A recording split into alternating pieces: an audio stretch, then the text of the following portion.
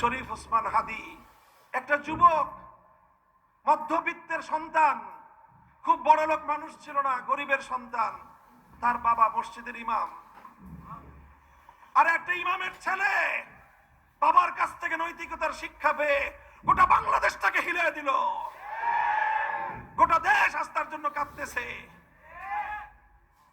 তার কথা একটাই, উম্মার ফিকির তার মধ্যে ছিল। বক্তব্যগুলো শুনেন। আলেম সমাজকে সম্মান করত, আলেমদের কাছ থেকে ইসলামের রাজনৈতিক দর্শন শিক্ষা গ্রহণ করত।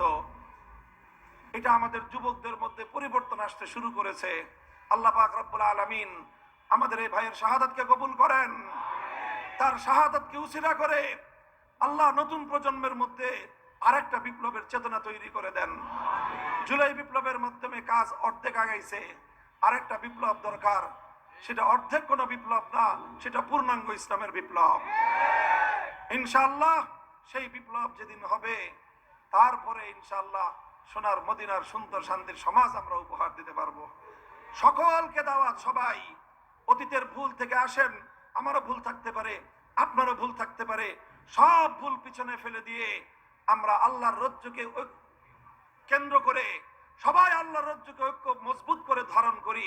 ইনশাআল্লাহ আল্লাহ পাক রব্বুল আলামিন আমাদেরকে অসম্মানিত করবেন না, ব্যর্থ করবেন না।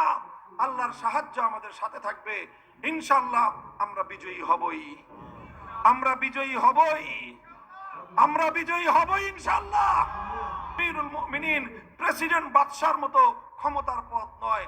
আমিরুল মুমিনিন तमाम পৃথিবীর উম্মতে মুহাম্মাদিয়ার জিম্মাদারির দায়িত্ব কাঁধে তুলে নেওয়ার মতো সাহসী ঘোষণা। সেই আমিরুল মুমিনিন, আমি যেই নেতৃত্বের কোয়ালিটি বললাম, আলহামদুলিল্লাহ সেই নেতৃত্বের কোয়ালিটি তার মধ্যে আছে। তিনি সেই দেশের সবচেয়ে বড় আলেম। আল্লাহ রাসূলের ইন্তেকালের পরে সবচেয়ে বড় আলেম ছিলেন আবু বকর সিদ্দিক, তিনি ছিলেন মুসলমানদের নেতা। তারপরে সবচেয়ে বড় আলেম ছিলেন ওমর ফারুক, তিনি ছিলেন মুসলমানদের নেতা। ঠিক এইভাবে বর্তমান যুগে ইমারতে ইসলামিয়ার সবচেয়ে বড় আলেম যিনি, তিনি সেই দেশের নেতা, আলহামদুলিল্লাহ। এবং তাদের অন্য কোনো কাটছাট করতে হয় নাই।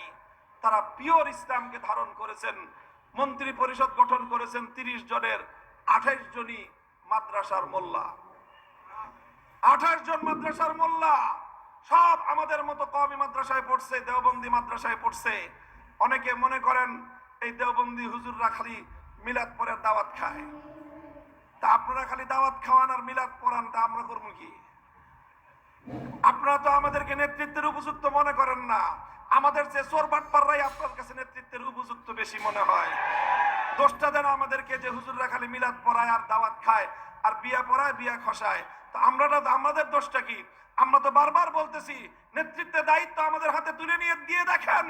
আমরা চ্যালেঞ্জ করে ঘোষণা করতে পারি, এই জাতি, এই সমাজকে আমরা প্রচলিত যে কোনো সমাজ ব্যবস্থার চেয়ে আল্লাহর কোরআনের ব্যবস্থার মাধ্যমে 1000 গুণ বেশি উন্নত সমাজ ব্যবস্থা আমরা উপহার দিতে সক্ষম। আলহামদুলিল্লাহ আমাদের মতো মোল্লারা সেগুলো করে দেখায় দিছে। এগুলি এখন আর শুধুমাত্র গাল গল্প না, রিয়ালিটি। 2025 সালের রিয়ালিটি এটা।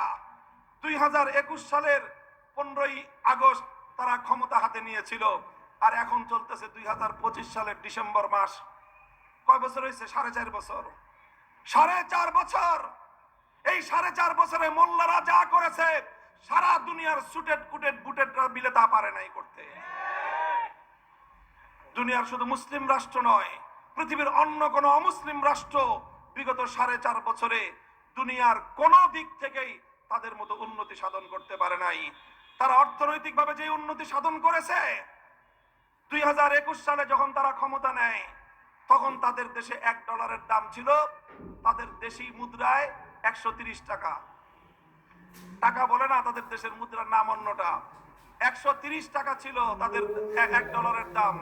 আর এই গত সেপ্টেম্বরে আমি দেখে এসেছি সেই দেশে এখন $1 দাম হলো তাদের দেশের টাকায় 65 টাকা। কয় টাকা? তাদের দেশের মুদ্রার দাম কত বাড়লো? 100 গুণ বেড়েছে, 100 গুণ। আর 2021 সালে আমার বাংলাদেশে $1 দাম ছিল 100 টাকার কম। আর আজকে বাংলাদেশে ডলারের দাম 122 টাকা সর্বনিম্ন, 125 টাকাও কিনতে হয়। বাংলাদেশের ডলারের দাম বাড়লো 125 টাকা, শতকরা 25% বেড়েছে। অর্থাৎ আমার দেশের মুদ্রার মান 25% কমেছে, তাদের দেশের মুদ্রার মান 1000% বেড়েছে। পার্থক্য একটাই, তোমার দেশে নেতৃত্ব দেয় নোবেল জয়ী অর্থনীতিবিদ, সেই দেশে নেতৃত্ব দেয় মোল্লারা। তোমার দেশে অর্থ ব্যবস্থা চলে পুঁজিবাদী অর্থ ব্যবস্থা, সেই দেশের অর্থ ব্যবস্থা চলে আল কোরআনের যাকাত ভিত্তিক অর্থ ব্যবস্থা। কোরআনের যাকাত ভিত্তিক অর্থ ব্যবস্থার সার কথা কি জানেন? কোরআনের অর্থ ব্যবস্থার দুইটা মৌলিক নীতি। কয়টা? দুইটা মৌলিক নীতি। একটা আল্লাহর কোরআনের সূরাতুল হাশরের মধ্যে বর্ণিত হয়েছে, কাইলা ইয়াকুনা দুলাতাম বাইনাল আগনিয়া মিনকুম। ইসলামী অর্থ ব্যবস্থার মূল নীতি হলো সম্পদ নির্দিষ্ট একটা শ্রেণীর মানুষের কাছে কুক্ষিগত হওয়া চলবে না। কোন শুধুমাত্র কয়েকজন শিল্পপতি সম্পদের মালিক হবে, শুধুমাত্র কিছু মানুষ আকাশ ছোঁয়া সম্পদের পাহাড় গড়বে, আর দেশের 17,99,00,000 মানুষ তারা অল্প সম্পদ ভোগ করবে, তারা দরিদ্র থাকবে, তারা অর্থের সমস্যায়, অর্থের সংকটে তারা সমস্যা ভোগ করবে। ইসলাম এই অর্থ ব্যবস্থাকে স্বীকার করে না।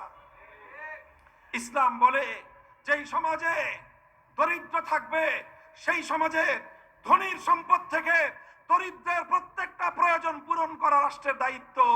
যদি দরিদ্রকে যাকাত দেওয়ার পরেও দরিদ্রের অভাব থেকে যায়, ধনীর উদ্বৃত্ত সম্পদ থেকে গরিবের মৌলিক প্রয়োজন পূরণ করার জিম্মাদারি সরকারের।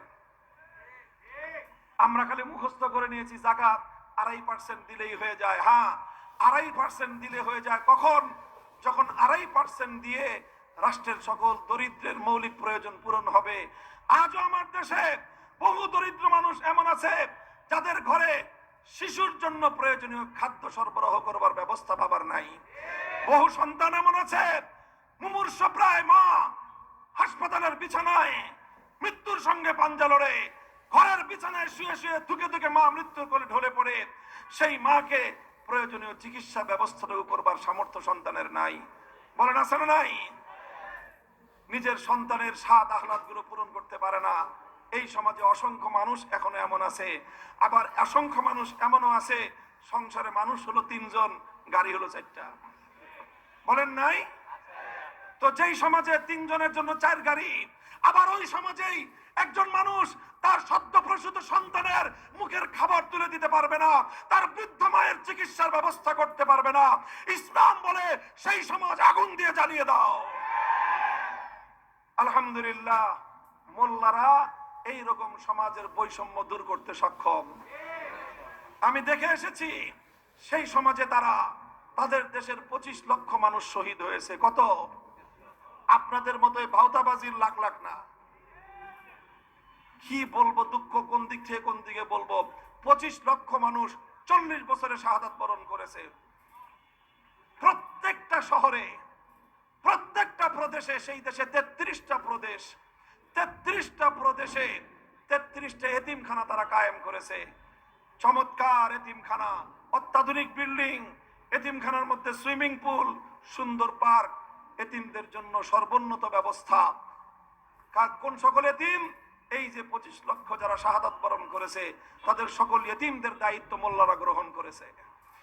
8 লক্ষ পরিবারকে ভাতা দেয়। কয় লক্ষ? 8 লক্ষ ফ্যামিলিকে প্রতি মাসে ভাতা দেয়। এই 2-4 টাকার দান খয়রাত না মিয়া। বাংলাদেশি টাকায় মাসে কমপক্ষে মিনিমাম 10,000 টাকা করে ভাতা দেয়।